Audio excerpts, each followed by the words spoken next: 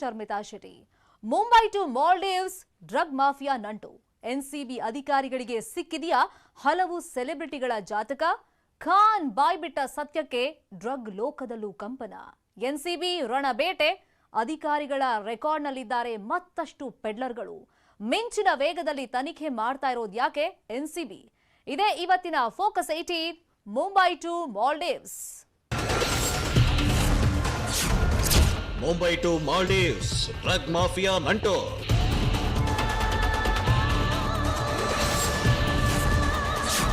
NCB ಅಧಿಕಾರಿಗಳಿಗೆ ಸಿಕ್ಕಿದ್ಯಾ ಹಲವು ಸೆಲೆಬ್ರಿಟಿಗಳ ಜಾತಕ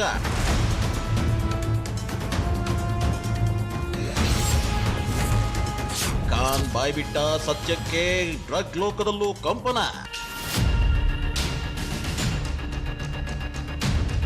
ಮುಂಬೈ ಕ್ರೂಸ್ ಹಡಗಿನ ನಶಾಜಾಲದ ಆಳ ಅಗಲ ಕೆದಕ್ತಾ ಹೋದಷ್ಟು ಮತ್ತಷ್ಟು ಸತ್ಯಗಳು ಹೊರಬೀಳ್ತಾನೆ ಇವೆ.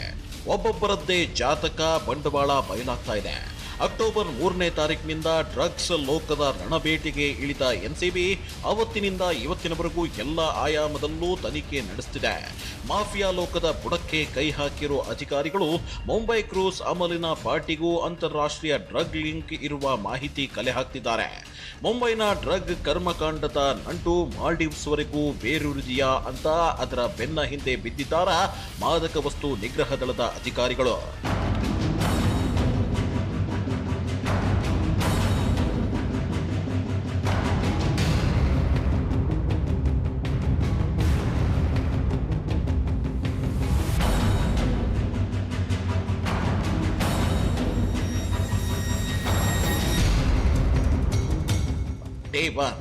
ಡೇ ಒನ್ ಇಂದಾನು ಕಣ್ಣಿಗೆ ಎಣ್ಣೆ ಬಿಟ್ಕೊಂಡು ನಶಾಲೋಕದ ರಣಬೇಟೆಗೆ ಇಳಿದಿದ್ದಾರೆ ಎನ್ಸಿಬಿ ಅಧಿಕಾರಿಗಳು. ಆರ್ಯನ್ ಖಾನ್ ಅರೆಸ್ಟ್ ಮಾಡಿರೋ ಬೆನ್ನಲ್ಲೇ ಮತ್ತಷ್ಟು ಸೆಲೆಬ್ರಿಟಿಗಳ ಜಾತಕ ಬಯಲು ಮಾಡೋಕೆ ಹೊರಟಿದ್ದಾರೆ ಎನ್ಸಿಬಿ ಅಧಿಕಾರಿಗಳು.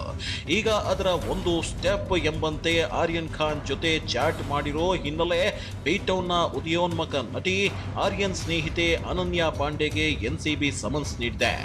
ಅದರಂತೆಯೇ ಅಕ್ಟೋಬರ್ 21 ಹಾಗೂ 22ರಂದು ಅನನ್ಯಾ ಎನ್ಸಿಬಿ ವಿಚಾರಣೆಗೆ ಹಾಜರಾಗಿದ್ರು. ಡ್ರಗ್ಸ್ ಸೇವನೆ, ಖರೀದಿ, ಪೆಡ್ಲರ್ಗಳ ಜೊತೆ ನಿಕಟ ಸಂಪರ್ಕ ಈ ಎಲ್ಲ ಆರೋಪದ ಮೇಲೆ ಲಾಕ್ ಆಗಿರೋ ಆರ್ಯನ್ ಖಾನ್ ತನಿಖಾಧಿಕಾರಿಗಳ ಮುಂದೆ ಹಲವು ಸತ್ಯಗಳನ್ನ ಬಾಯ್ಬಿಟ್ಟಿದ್ದಾನೆ. ಆರ್ಯನ್ ಬಿಚ್ಚಿಟ್ಟಿರೋ ಸೀಕ್ರೆಟ್ನಿಂದ ಡ್ರಗ್ ಲೋಕದಲ್ಲೂ ಕಂಪನ ಶುರುವಾಗಿದೆ.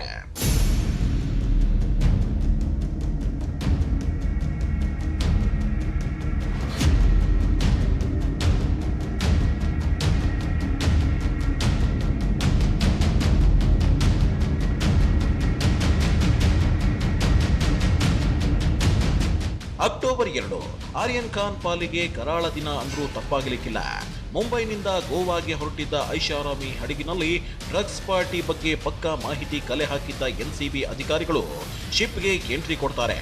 ಬೋಟ್ ಸಮುದ್ರದ ಮಧ್ಯೆ ಹೋಗ್ತಿದ್ದಂತೆ ಮತ್ತಿನ ದುನಿಯಾ ತೆರೆದುಕೊಳ್ಳುತ್ತೆ.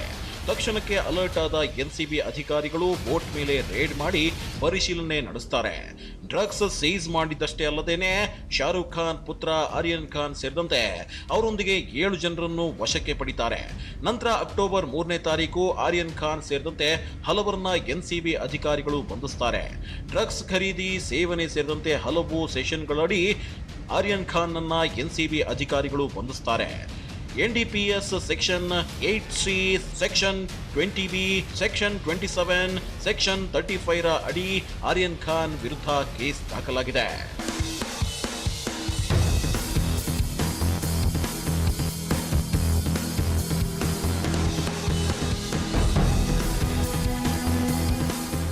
ಈಗ ಆರ್ಯನ್ ಖಾನ್ ವಿರುದ್ಧ ಈ ಎಲ್ಲಾ ಸೆಷನ್ಗಳ ಅಡಿಯಲ್ಲಿ ಕೇಸ್ ದಾಖಲಾಗಿದೆ.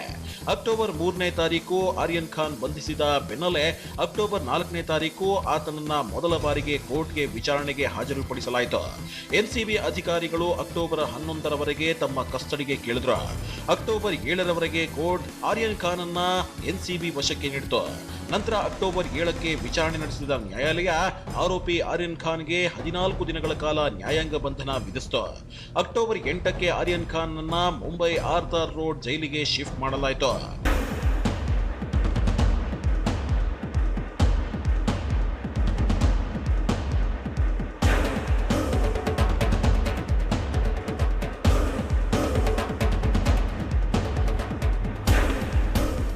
ನಂತರ ಜಾಮೀನಿಗಾಗಿ ಆರ್ಯನ್ ಪರ ವಕೀಲ ಸತೀಶ್ ಮನಶಿಂದೆ ಮ್ಯಾಜಿಸ್ಟ್ರೇಟ್ ಕೋರ್ಟ್ ಮೊರೆ ಹೋಗ್ತಾರೆ.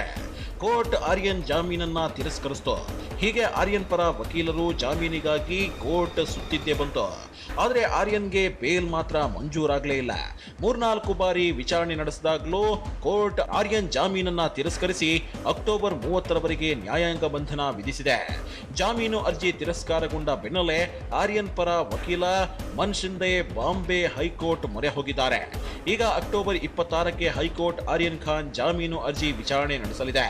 ಅಲ್ಲಿವರೆಗೂ ಆರ್ಯನ್ ಖಾನ್ ಸೆರೆವಾಸ ಅನುಭವಿಸಲೇಬೇಕು. ಹಾಗಾದ್ರೆ ಆರ್ಯನ್ ಖಾನ್ಗೆ ಜಾಮೀನು ತಿರಸ್ಕಾರ ಆಗಿದ್ದೇಕೆ? ಎನ್ಸಿಬಿ ಅದ್ಯಾವ ಅಸ್ತ್ರವನ್ನ ಇಟ್ಕೊಂಡು ಆರ್ಯನ್ ಖಾನ್ ನನ್ನ ಲಾಕ್ ಮಾಡಿದೆ ಅನ್ನೋದನ್ನ ಒಮ್ಮೆ ನೋಡೋಣ.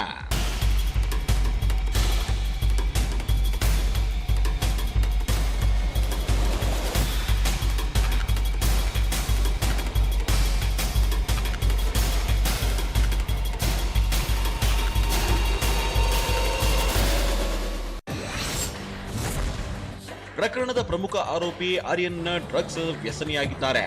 ಆರ್ಯನ್ ಡ್ರಗ್ಸ್ ಪೆಡ್ಲರ್ ಜೊತೆಗೆ ನಡೆಸಿದ ವಾಟ್ಸಪ್ ಚಾಟ್ ಆತನಿಗೆ ಉರುಳಾಗಿದೆ. ವಾಟ್ಸಪ್ ಚಾಟ್ನಲ್ಲಿ ಆರ್ಯನ್ ಡ್ರಗ್ ಪೆಡ್ಲರ್ ಜೊತೆ ಕೂಲಂಕುಷ ಚರ್ಚೆ ನಡೆಸಿದ್ದಾನೆ. ಡ್ರಗ್ ಸಪ್ಲೈಯರ್ ಜೊತೆ ಆರ್ಯನ್ ನಿಕಟ ಸಂಪರ್ಕ ಹೊಂದಿರೋದು ಚಾಟ್ನಲ್ಲಿ ಕನ್ಫರ್ಮ್ ಆಗಿದೆ. ರೇಟ್ ಟೈಮ್ನಲ್ಲಿ ಆರ್ಯನ್ ಖಾನ್ ಬಳಿ ಡ್ರಗ್ಸ್ ಸಿಕ್ಕಿಲ್ಲ, ಹೌದು. ಆದರೆ ಆತನ ಸ್ನೇಹಿತ ಆರೋಪಿ ನಂಬರ್ 2 ಅರ್ಬಾಜ್ ಬಳಿ 6 ಗ್ರಾಂ ಚರಸ್ ಸಿಕ್ಕಿದೆ. ಈ ಬಗ್ಗೆ ಆರ್ಯನ್ಗೆ ಗೊತ್ತಿತ್ತು. ಆರ್ಯನ್ ಇದೇ ಮೊದಲ ಬಾರಿಯಲ್ಲ, ಕಳೆದ 4 ವರ್ಷಗಳಿಂದಲೂ ಡ್ರಗ್ಸ್ ಸೇವನೆ ಮಾಡ್ತಿದ್ದಾನೆ. ಸೇವನೆ ಖರೀದಿ ಮಾಡೋದ್ರ ಜೊತೆಗೆ ವ್ಯವಹಾರ ಕೂಡ ಮಾಡ್ತಿದ್ದ. ಇದು ಶಿಕ್ಷಾರ್ಹ ಅಪರಾಧ ಅಂತ ಎನ್ಸಿಬಿ ಆರೋಪಿಸಿದೆ. ಇದು ಗಂಭೀರವಾದ ಪ್ರಕರಣವಾಗಿದ್ದು, ಒಂದ್ ವೇಳೆ ಆರ್ಯನ್ಗೆ ಜಾಮೀನು ನೀಡಿದ್ರೆ ಸಾಕ್ಷಿ ನಾಶವಾಗುವ ಸಾಧ್ಯತೆ ಇದೆ ಅಂತ ಎನ್ಸಿಬಿ ಬ್ರಹ್ಮಾಸ್ತ್ರ ಪ್ರಯೋಗಿಸಿದೆ.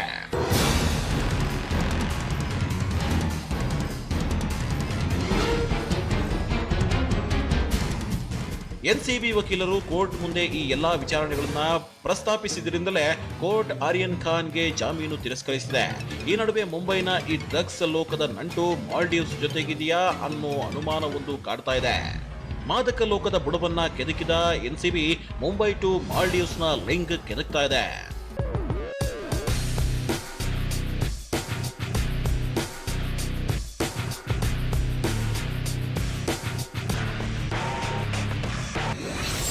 ಪುತ್ರನನ್ನ ಭೇಟಿಯಾದ ಶಾರುಖ್ ಖಾನ್. ಈ ನಡುವೆ ಕೋವಿಡ್ ನಿಯಮ ಸಡಿಲಗೊಂಡ ಬೆನ್ನಲ್ಲೇ ಗುರುವಾರ ನಟ ಶಾರುಖ್ ಖಾನ್ ಮೊದಲ ಬಾರಿಗೆ ಮಗನನ್ನ ನೋಡೋಕೆ ಮುಂಬೈನ ಆರ್ಥರ್ ಜೈಲಿಗೆ ಭೇಟಿ ನೀಡಿದ್ರು. ಈ ಕ್ಷಣ ನಿಜವಾಗ್ಲೂ ಒಂದ್ ರೀತಿ ಭಾವುಕತೆಯಿಂದ ಕೂಡಿತು. ಸುಮಾರು 10ರಿಂದ 15 ನಿಮಿಷಗಳ ಕಾಲ ಶಾರುಖ್ ತಮ್ಮ ಮಗನೊಂದಿಗೆ ಮಾತುಕತೆ ನಡೆಸಿದ್ರು. ಅದು ಕೂಡ ಜೈಲಿನಲ್ಲಿರೋ ಇಂಟರ್ಕಾಮ್ ಮೂಲಕ. ಮಗನ ಮುಖವನ್ನ ನೋಡಿ ಶಾರುಖ್ ಭಾವುಕರಾದ್ರು ಅಂತ ಹೇಳಲಾಗುತ್ತೆ. ಯಾವಾಗ ಶಾರುಖ್ ಆರ್ಯನ್ ಖಾನ್ ರನ್ನ ಭೇಟಿಯಾಗಿ ಹೋಗ್ತಾರೋ ಅದರ ಬೆನ್ನಲ್ಲೇ ಎನ್ಸಿಬಿ ಅಧಿಕಾರಿಗಳು ಶಾರುಖ್ ಖಾನ್ ಅವರ ಮನ್ನತ್ ನಿವಾಸಕ್ಕೆ ಭೇಟಿ ನೀಡಿ ಪರಿಶೀಲನೆ ನಡೆಸ್ತಾರೆ.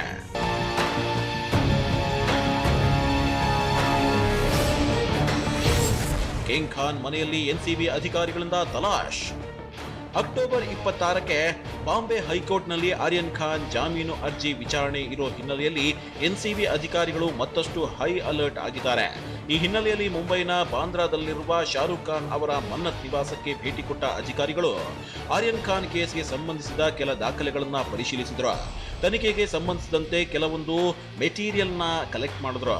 ಇನ್ನು ತಮ್ಮ ಭೇಟಿ ಬಗ್ಗೆ ಸ್ಪಷ್ಟೀಕರಣ ನೀಡಿದ ಎನ್ಸಿಬಿ ಅಧಿಕಾರಿಗಳು, ನಾವು ಶಾರುಖ್ ನಿವಾಸದ ಮೇಲೆ ರೇಡ್ ಮಾಡಿಲ್ಲ, ಕೇಸ್ಗೆ ಸಂಬಂಧಿಸಿದ ದಾಖಲೆಗಳನ್ನ ಪರಿಶೀಲಿಸಿದ್ದೀವಿ ಅಂತ ಹೇಳಿದ್ರು. ನಟಿ ಅನನ್ಯಾ ಪಾಂಡೆಗೆ ಸಮನ್ಸ್. ಅನನ್ಯಾ ಪಾಂಡೆ ಮೊಬೈಲ್ ಲ್ಯಾಪ್ಟಾಪ್ ಎನ್ಸಿಬಿ ವಶಕ್ಕೆ.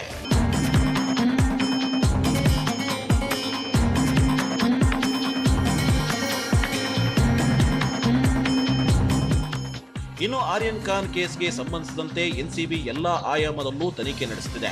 ಆರ್ಯನ್ ಹಾಗೂ ಅನನ್ಯಾ ಪಾಂಡೆ ನಡುವೆ ವಾಟ್ಸಪ್ ಚಾಟ್ ನಡೆದಿರೋ ಹಿನ್ನೆಲೆಯಲ್ಲಿ ಆಕೆಗೆ ಎನ್ಸಿಬಿ ಅಧಿಕಾರಿಗಳು ಸಮನ್ಸ್ ನೀಡಿದ್ರು. ಅದರಂತೆಯೇ ಗುರುವಾರ ಸಂಜೆ 4 ಗಂಟೆಗೆ ಅನನ್ಯಾ ಪಾಂಡೆ ಎನ್ಸಿಬಿ ಕಚೇರಿಯಲ್ಲಿ ವಿಚಾರಣೆಗೆ ಹಾಜರಾದ್ರು. ಅನನ್ಯ ಪಾಂಡೆ ಬಾಲಿವುಡ್ ನಟ ಚಂಕಿ ಪಾಂಡೆಯ ಪುತ್ರಿ. ಆರ್ಯನ್ ಹಾಗೂ ಸುಹಾನಾ ಇವರಿಬ್ಬರಿಗೂ ಅನನ್ಯ ಫ್ರೆಂಡ್. ಈ ಸ್ಟಾರ್ ಕಿಡ್ಗಳು ಆಗಾಗ ಪಾರ್ಟಿ ಮಾಡ್ತಿದ್ರು. ಎನ್ಸಿಬಿಗೆ ಅನನ್ಯ ಹಾಗೂ ಆರ್ಯನ್ ಇಬ್ರು ಕೂಡ ಡ್ರಗ್ಸ್ ಪಾರ್ಟಿ ಮಾಡಿರಬಹುದು ಅನ್ನೋ ಅನುಮಾನವಿದೆ. ಅನನ್ಯ ಪಾಂಡೆ ಮನೆಯಲ್ಲೂ ಪರಿಶೀಲನೆ ನಡೆಸಿದ ಎನ್ಸಿಬಿ ಅಧಿಕಾರಿಗಳು ಆಕೆಯ ಮೊಬೈಲ್ ಹಾಗೂ ಲ್ಯಾಪ್ಟಾಪ್ ಅನ್ನ ವಶಪಡಿಸಿಕೊಂಡಿದ್ದಾರೆ ಅಂತ ಹೇಳಲಾಗ್ತಿದೆ. ಎನ್ಸಿಬಿ ಅನನ್ಯ ಪಾಂಡೆಯನ್ನ ವಿಚಾರಣೆಗೆ ಕರೆದಿರೋದ್ಯಾಕೆ, ಎನ್ಸಿಬಿ ಜಾಲದಲ್ಲಿ ಅನನ್ಯ ಪಾಂಡೆ ಲಾಕ್ ಆಗಿದ್ದು ಹೇಗೆ ಅನ್ನೋದನ್ನು ಹೇಳ್ತೀವಿ ನೋಡಿ.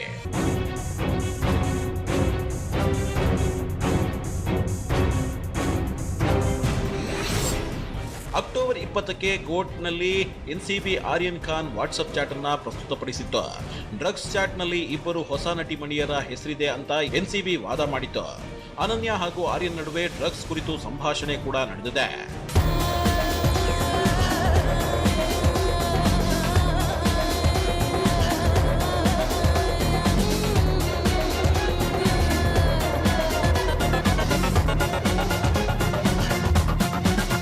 ಮುಂಬೈ ಎನ್ಸಿಬಿ ವಲಯಾಧಿಕಾರಿ ಸಮೀರ್ ವಾಂಖೆಡೆ ಸ್ವತಃ ಅನನ್ಯ ಪಾಂಡೆ ವಿಚಾರಣೆ ನಡೆಸಿದ್ರು. ಅನನ್ಯ ಪಾಂಡೆಗೆ ಹಲವು ಪ್ರಶ್ನೆಗಳನ್ನ ಕೇಳಿದ್ರು. ಈಗ ಮುಂಬೈ ಡ್ರಗ್ಸ್ ಕೇಸ್ ಕೇವಲ ಆರ್ಯನ್ ಖಾನ್ ಸುತ್ತ ಮಾತ್ರ ಗಿರಿಕಿ ಹೊಡಿತಾ ಇಲ್ಲ. ಈಗ ಅನನ್ಯ ಪಾಂಡೆ ಮುಂದೆ ಇನ್ನೂ ಹಲವು ಸೆಲೆಬ್ರಿಟಿಗಳಿಗೆ ಉರುಳಾಗೋ ಸಾಧ್ಯತೆ ಇದೆ. ಈ ನಡುವೆ ಮುಂಬೈ ಟು ಮಾಲ್ಡೀವ್ಸ್ ಡ್ರಗ್ ಲೋಕದ ಲಿಂಕ್ ಯಾವ ರೀತಿ ಇದೆ ಅನ್ನೋದರ ಹಿಂದೆ ಬಿದ್ದಿದೆ ಎನ್ಸಿಬಿ.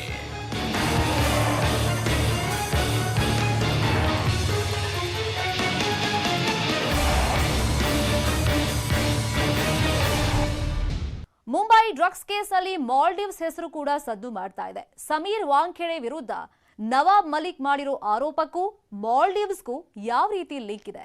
ಎನ್ಸಿಬಿ ತನಿಖೆಯಿಂದ ಆರ್ಯನ್ಗೆ ಮತ್ತೆ ಜಾಮೀನು ಸಿಗೋದು ಕಷ್ಟವಾಗುತ್ತಾ? ಇವೆಲ್ಲದರ ಬಗ್ಗೆ ಮಾಹಿತಿ ಇಲ್ಲಿದೆ ನೋಡಿ. ಮುಂಬೈ ಟು ಮಾಲ್ಡೀವ್ಸ್, ಏನಿದು ಸೀಕ್ರೆಟ್? ಬಾಲಿವುಡ್ ಸೆಲೆಬ್ರಿಟಿಗಳು ಅಂದಮೇಲೆ ಕೇಳಬೇಕಾ? ಪ್ರಪಂಚವನ್ನೆಲ್ಲ ಸುತ್ತುತ್ತಾನೆ ಇರ್ತಾರೆ. ಹೀಗೆ ಮಾಲ್ಡೀವ್ಸ್ಗೂ ಕೂಡ ಬಾಲಿವುಡ್ ಆಕ್ಟರ್ಗಳು ಆಗಾಗ ಭೇಟಿ ಕೊಡ್ತಾನೆ ಇರ್ತಾರೆ. ರಿಲ್ಯಾಕ್ಸ್ ಮಾಡೋದಕ್ಕೆ, ತಮ್ಮ ಫ್ರೀ ಟೈಮ್ ಕಳೆಯೋದಕ್ಕೆ ಮಾಲ್ಡೀವ್ಸ್ಗೆ ಹೋಗ್ತಿರ್ತಾರೆ. ಹೀಗಾಗಿ ಡ್ರಗ್ಸ್ ಕೇಸ್ನಲ್ಲಿ ಮುಂಬೈನಿಂದ ಮಾಲ್ಡೀವ್ಸ್ಗೆ ಏನಾದರೂ ಲಿಂಕ್ ಇದೆಯಾ ಅನ್ನೋ ಚರ್ಚೆಗಳು ನಡೀತಾ ಇವೆ. ಈ ತನಿಖೆ ವಿಚಾರಣೆ ನಡುವೆ ಈಗ ಮತ್ತೊಂದು ಸುದ್ದಿ ಸದ್ದು ಮಾಡ್ತಿದೆ. ಅದುವೇ ಎನ್ಸಿಬಿ ಅಧಿಕಾರಿ ಸಮೀರ್ ವಾಂಖೆಡೆ ಹಾಗೂ ಎನ್ಸಿಪಿ ನಾಯಕ ನವಾಬ್ ಮಲ್ಲಿಕ್ ಟಾಕ್ವಾ.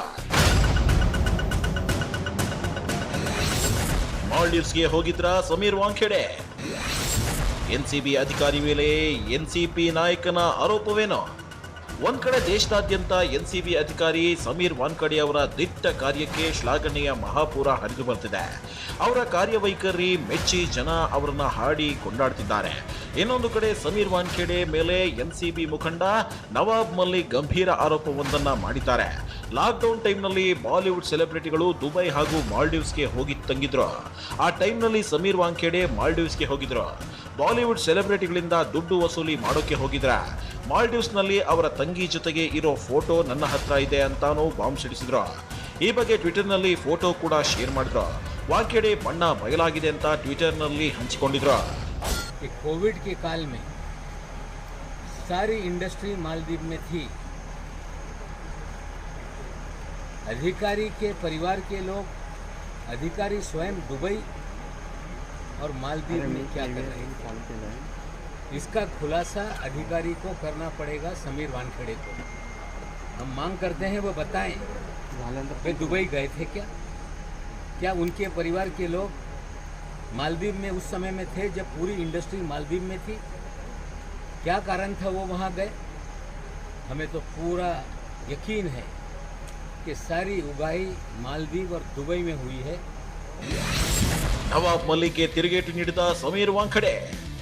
ಯಾವಾಗ ಎನ್ಸಿಪಿ ನಾಯಕ ನವಾಬ್ ಮಲ್ಲಿಕ್ ಸಮೀರ್ ವಾಂಖೆಡೆ ವಿರುದ್ಧ ಈ ರೀತಿ ಆರೋಪ ಮಾಡ್ತಾರೋ ಆಗ ಸಿಡಿದಿದ್ದ ವಾಂಖೆಡೆ, ಮಲ್ಲಿಕ್ ಅವರು ತಮ್ಮ ಮೇಲೆ ಮಾಡಿರೋ ಆರೋಪಗಳೆಲ್ಲ ಸುಳ್ಳು, ನಾನು ಡಿಸೆಂಬರ್ ಟೈಮ್ನಲ್ಲಿ ದುಬೈಗೆ ಹೋಗಿದ್ದೆ ಅಂತ ಹೇಳ್ತಾರೆ.